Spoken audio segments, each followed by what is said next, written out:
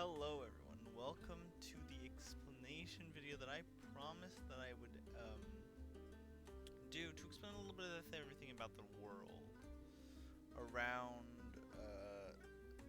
Alternate Future of the World Season 3.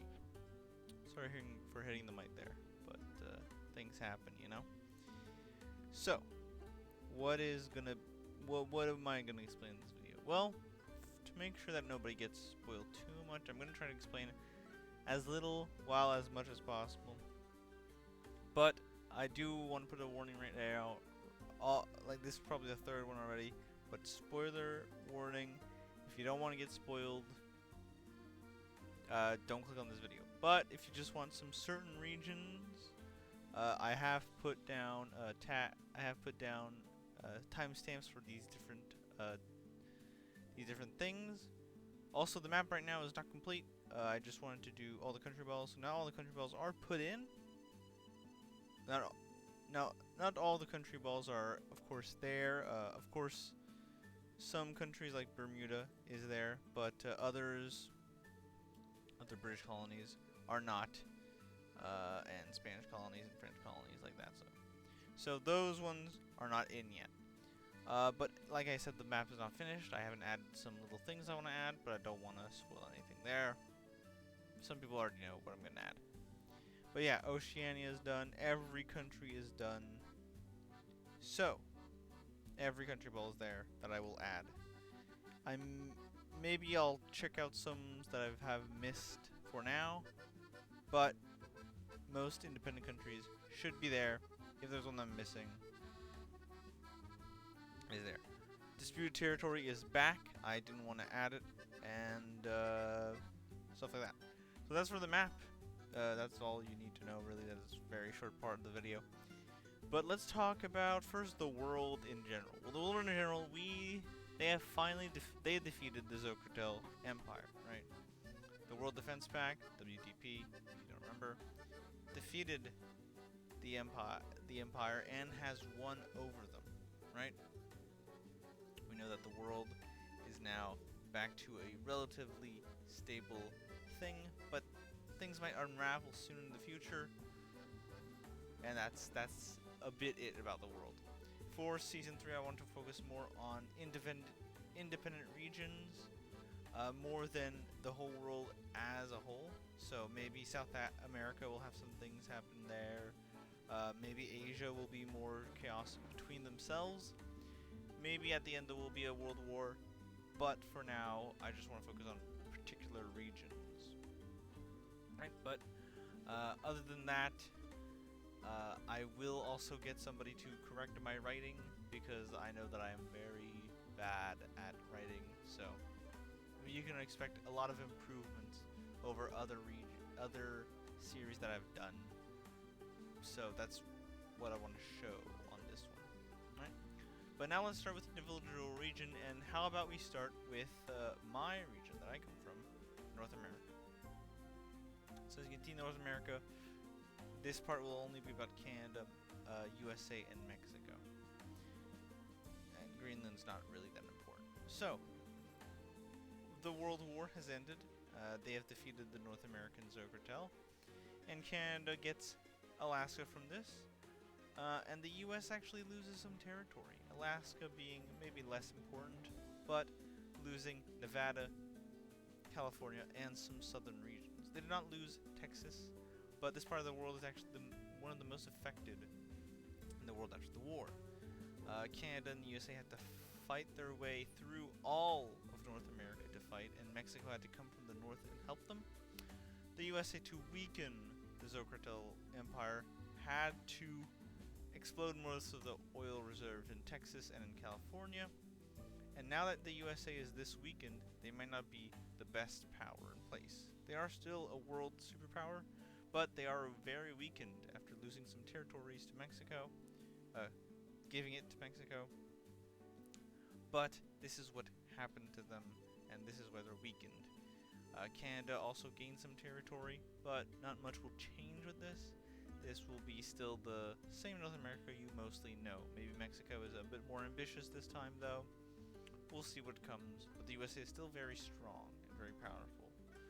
So but they might need to start thinking about their strategy and seeing how things go. Of course, as well, we all know that the country was in turmoil the entire time, so maybe some changes will have to be done economically speaking.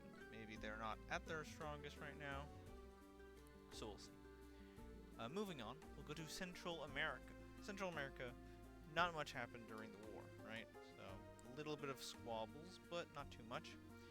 Cuba and Haiti were invaded by the Zergotrel, but not much has changed there. Venezuela was also invaded, but for now, nothing big has really happened. They were the last part of the empire, they were the farthest away, so not a big influence was there, so no big problem will be there. I don't think you can expect much from Central America. A lot of island nations will not be very important, a lot of small nations as well, but I still want to maybe try to do something that will involve them, but we'll see how it goes. As well, Jamaica is gone, as I promised in my other video, so they're gone now. As you can see, you can't really tell where they were before, and that's fine. It's like they never existed, so we're good there. Now, moving on to South America. South America is one of the luckiest regions of the world in this war, because Brazil and Colombia and even Bolivia, even though they were part of the war, they were very far away from the action. They may have sent troops and maybe some planes, tanks, stuff like that, equipment to other parts of the world, but they were very less affected by this war. Brazil becoming even more a world superpower than before, rising quickly above the ranks. Maybe not exactly a world superpower, as I just stated, but very strong. And these countries are actually the best out of the war, the winners, but they didn't get much territory, like most countries out of the war. Didn't get much territory. It was just putting back everything to the status quo, which is a bit problematic for a lot of countries. They are not very happy about this, but they think that it is the best for what it has come to. Also, talking about island nations, a lot of the world got back their island colonies. They didn't want to leave the crown or leave the empire, really. They just want to come back. So, that is what happens. Nothing much there. Next up, let's go to Europe. Europe, some things have changed in Europe, actually. But again, this is where one of the biggest bloody wars always happen. And this is where a lot of countries will have to climb back from collapse and stuff. A lot of countries fought extremely hard to keep their independence and to get their independence back, so a lot of things will have to be fixed. The economy is broken, everything's going to have to be rebuilt. Some countries have gained land from others, and some countries have just completely been gone. Germany has taken the Benelux, the Benny, we're going to say, Belgium and Netherlands, and Denmark. And France has taken Luxembourg away. Some other micronations have stayed: Vatican, San Marino, Monaco, Andorra, and Malta, stuff like that have stayed. But some countries like Albania and Montenegro have been taken by Greece. But again, the country is in a very hard state right now, as they do not have the same stability that they would have. But maybe they will be able to reform the EU, maybe reform that bond, and maybe not fight among themselves like other parts of the world. Next, let's go more to Asia, and this will more focus on individual countries because this is a bit more a big part. Russia is in ruins, right? They've been completely decimated by this war. They were the ones fighting on the front line. They were the ones that were defending themselves the most, and they got torn in half, and they got completely invaded almost to Moscow. So, in this world, they are the biggest losers while still winning the war. They're completely destroyed.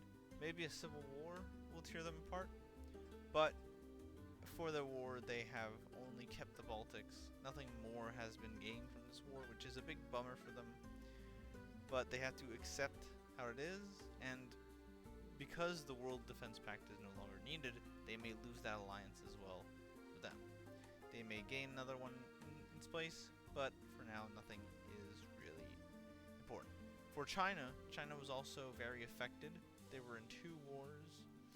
They were in World War III and World War IV, taken by the Zergotel to begin with, one of the first empires to fall, and they were involved when Russia pushed back to take to India. They are very badly damaged, and they will have to recover a lot. Korea has now been reunited with itself, so no more North and South Korea, only one Korea. This Korea are actually very interesting because they will have to deal with problems that they have in the North, or maybe deals with problems in the South about uniting. Japan is Japan. They were affected by the Zergotel a lot, and now things might evolve there, but nothing big has happened. India is one of the biggest countries that is affected by the war because they were the ones to start it. Bangladesh is no longer part of the world and is now controlled by India, but India still has these nationalist incentives inside the country, right?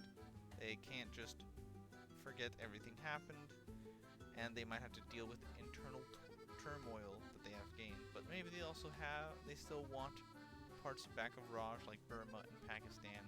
They'll have to see how it goes. Again, most countries in Asia were very affected by this war as they were on the front lines. Kyrgyzstan, Tajikistan, Afghanistan, and Turkmenistan, Uzbekistan and Kazakhstan as well. Mongolia is actually one of the biggest winners of this war as they came back from the dead. They were taken over at the beginning, but they are now back. Bhutan and Nepal are there as well. Sri Lanka and the Maldives. Very much. Cambodia is actually a very big winner of this war as well, gaining back a lot of territory that they gained during the war, as they were one of the only countries to join, even though they were extremely small and were very close to falling. So they get a lot of the lands they get. Laos may be a bit bitter about not getting back all the territory that they had before the war, but that is how it goes, and that is how they are. Let's go down to Oceania. Australasia now exists as Australia took New Zealand, but they took the New Zealand land, at least the new one, to make sure that both nations were at least represented a little bit. They are actually a very big winner of this war, getting all that territory and combining together into a very strong nation. Unfortunately, they may still have to rebuild, as again they had a big war in there. The little island nations, Indonesia, Malaysia, Philippines, Brunei, Timor-Leste, they fought mostly navy-wise and weren't really naval invaded by the Zergotel, but they now have to rebuild their navies as they're all completely gone. Nothing really remains of that. Even Singapore helped a little bit, but other than that, not much happened. Again, in the island nations in Oceania, like Micronesia, Marshall Islands, Kiribati, countries like this, and Papua New Guinea, they did not really participate in the war, which means they have no problem maybe thinking about doing things that they could take advantage of. The USA is kind of weak right now. They could maybe take those islands while the USA is not paying attention. Maybe something that will help them out. We will have to see what happens there. And now we're going to go to the Middle East. Not very a continent, but an important part nonetheless. The Middle East has now been taken about the Saudi family. They have reunited a lot of the Arab countries together and have kind of formed them together into a bigger family. They do not have Kuwait, the UAE, and Bahrain, but that is what it is like right now. The peninsula is mostly friended together. We can say mostly united But maybe Saudi Arabia still wants to take more things over, like maybe Lebanon, maybe the Kuwait, maybe UAE, and maybe Bahrain. Maybe they want to take those over, and maybe even Palestine and Israel, because we don't know what happened there. That could be a very big conflict. And of course, now we're talking about the biggest part of the map that was left untouched is Africa. Africa was a very big winner out of this war, in being that one alliance gained a lot of territory while the other countries were fighting, and they were able to stay out of the war most of the time. Morocco, Tunisia, Tanzania, and Zambia are big winners of this war. They got territory, and they did not lose anything else.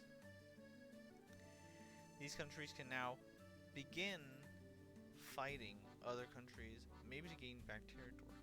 But even though they cannot do anything right now because the World Defense Pact is still alive.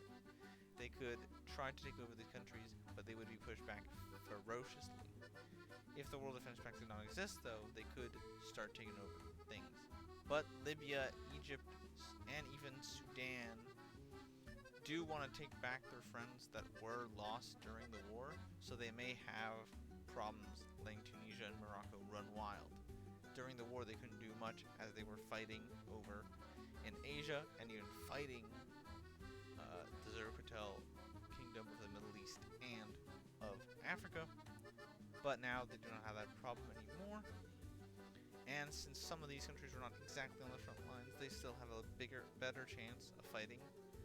But we will really have to tell what they can do and what happens. Will the World Defense Pact back off? Will other nations also declare war on other African nations, not just Morocco, Tunisia, Zambia, and Tanzania? We will have to see what they decide. Will the alliance stay alive? Maybe it will break apart, since now there's no bigger threat. We'll have to see how the world reacts to this. But that is how the world looks. Nothing much more to explain about all the countries, but that is what you need to know while going into this.